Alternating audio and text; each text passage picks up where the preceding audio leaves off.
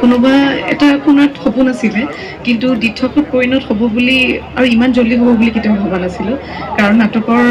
বস্তুটো বহুত বিশাল যিহেতু মই পাৰফৰ্মিং আৰ্টছৰ ষ্টুডেণ্ট মই দেখি থাকোঁ আৰু মই ভবা নাছিলোঁ যে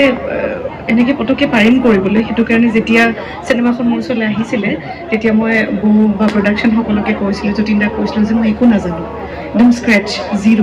আপোনালোকে শিকাব লাগিব আৰু মোক ভালকৈ চাই দিব লাগিব কেৰেক্টাৰটোও মোৰ অলপমান মেজৰ কেৰেক্টাৰ আৰু অলপমান ক্ৰিটিকেল কেৰেক্টাৰ যোনটো বুজোঁতেও কৰোঁতেও বহুতখিনি মেচিয়ৰিটি লাগে চ' নতুন হিচাপে বহুত চেলেঞ্জিং আছিলে মোৰ কাৰণে একেবাৰে সহজ নহয় কিন্তু সেই জুবিন দা কোৱাৰ নিচিনা অকণমান কনফিডেঞ্চ মোৰ হাততো আছিলে আৰু ৰিস্ক লৈ মই আগৰ পৰা অকণমান ভাল পাওঁ ভাল লাগে অলপ বেলেগ ধৰণে কাম কৰি আৰু এইটো সুযোগটো ডেফিনেটলি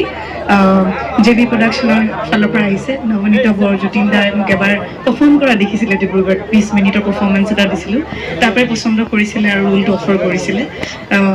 ভয় লাগে ইমান ডাঙৰ ডাঙৰ মানুহ লেজেণ্ডাৰী এক্টৰ্ছ নাজানো কেনেকুৱা হ'ব কি হ'ব কিন্তু experience was super I think ইয়াতকৈ ভাল বেষ্ট ষ্টাৰ্ট চাগে মোৰ জীৱনত আৰু